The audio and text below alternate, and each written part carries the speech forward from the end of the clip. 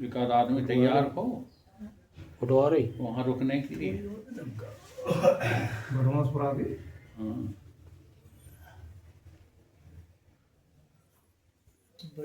कोई नहीं। गुरुदेव, आत्मज्ञान और ब्रह्म ज्ञान में क्या अंतर है? दो तरह से क्यों कहा गया इसको?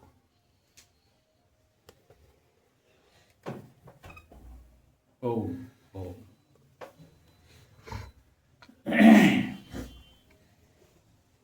एक दृष्टि है, उसे व्यष्टि दृष्टि कहते हैं। दूसरी दृष्टि है जिसको समष्टि दृष्टि कहते हैं।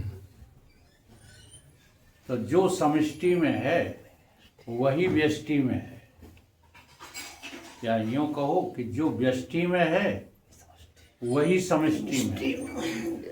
तो समष्टि में जो है खोज करने के लिए वेदांत दर्शन नहीं कहता।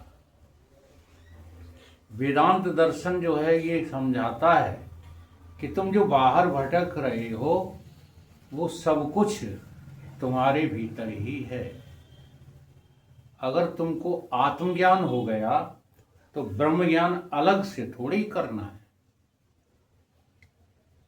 ब्रह्म ज्ञान कहा जाता है सारी समष्टि को लेकर के, और आत्मज्ञान कहा जाता है व्यष्टि को जो है लेकर के। व्यष्टि को जब संबोधित करते हैं तब तुमको जो है साक्षी भाव बनाना होता है। तुम कौन हो? कूटस्थ साक्षी आत्मा। और जो कूटस्थ साक्षी आत्मा है वही तो समष्टि में ब्रह्म है। अगर आत्मज्ञान हो गया तो ब्रह्म ज्ञान तो हो ही गया। कठिन तो सिर्फ आत्मज्ञान होना है। आत्मा सोई परमात्मा, ये मोटा कथन तो जगत में लोक में प्रचलित है ही। इसलिए हमको साक्षी भाव जगाना है। अब साक्षी भाव जगाने के लिए एक ही बात ध्यान रखना है। श्रीमद् भगवत गीता का एक श्लोक, उसका अभ्यास करो। समम सर्वेषु भूतेषु। जो आत्मा है वो सब भूतों में कैसी है? सम है। और जो सम है, अभी बोल गए, समदर्शी है नाम तुम्हारो। जो सम है वही तो परमेश्वर है। जो विषम है वो परमेश्वर नहीं हो सकता।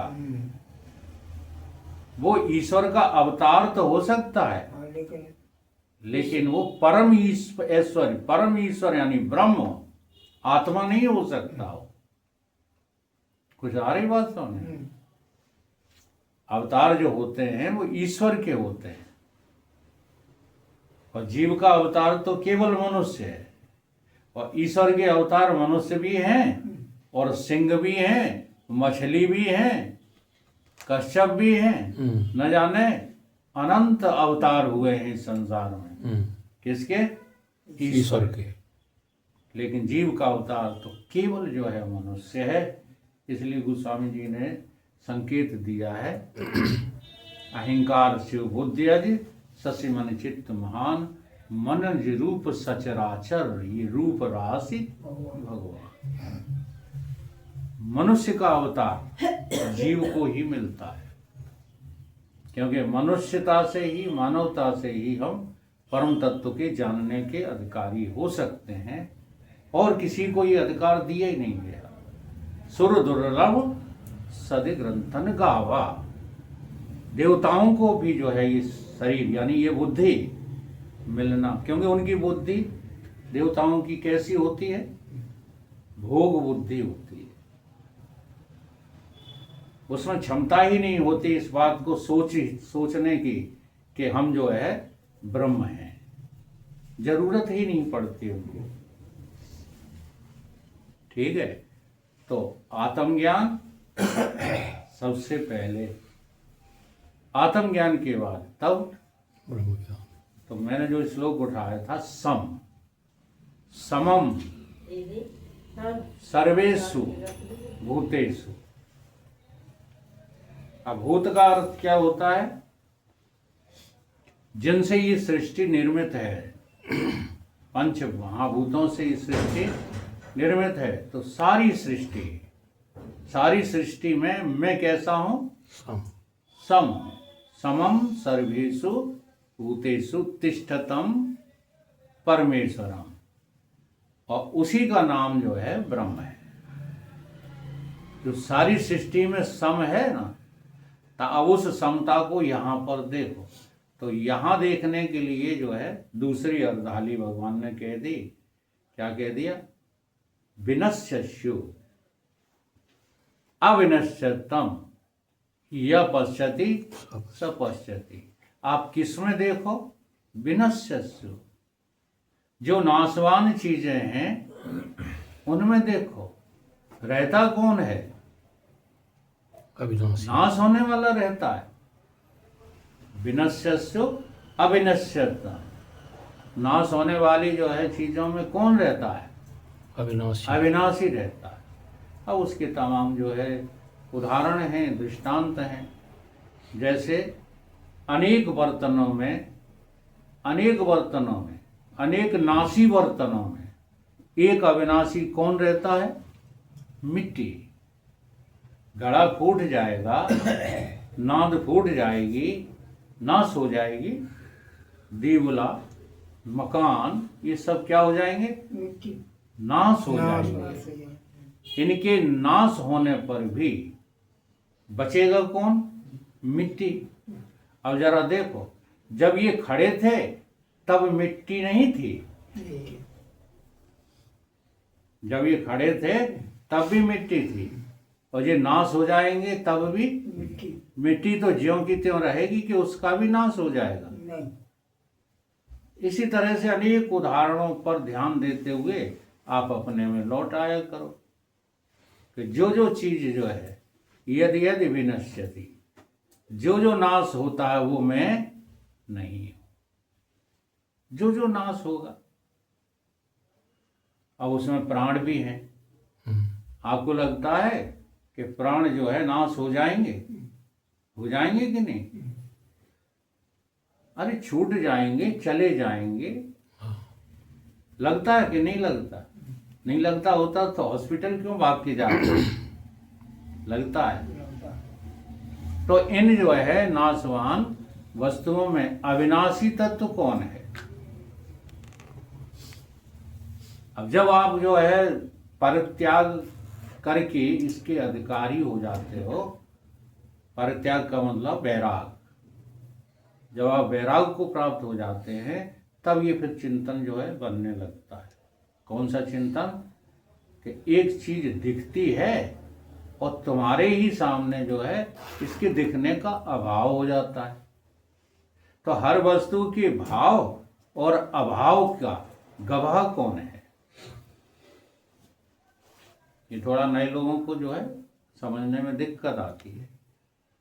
भाव, जागृत का भाव है, स्वप्न का भाव है, और जागृत स्वप्न का अभाव है। तो भाव को भी तुमने जाना, किसी और ने जाना? हमने जाना। और इनके अभाव को किसने जाना? मैंने जाना। तुम्ही ने जाना कि किसी पड़ोसी ने जाना? तुम्हारी जागृति का भाव तुम गवाह हो कि नहीं? जागृत अवस्था के। अब ये जागृत अवस्था किसकी है? ये जागृत अवस्था जिसकी है वो विनश्यस्यु है या अविनश्यतम? कौन है जिसकी जागृत अवस्था है? क्यों? जिसका भाव और अभाव होता है वो अविनाशी नहीं हो सकता। भावाभाव वाली प्रत्येक वस्तु कैसी होती है? नाशवान होती है। इसलिए तो बुद्धि की, मन की, चित्त की साभास अंतःकरण की अवस्था क्या है? भावा अभाव वाली है। जीव की अवस्था क्या है? भावा अभाव वाली है। तो इस भाव के भी आप गवाह हो कि नहीं हो? और अभाव के अभी गवाह है। अभाव के भी गवाह हो। ठीक है।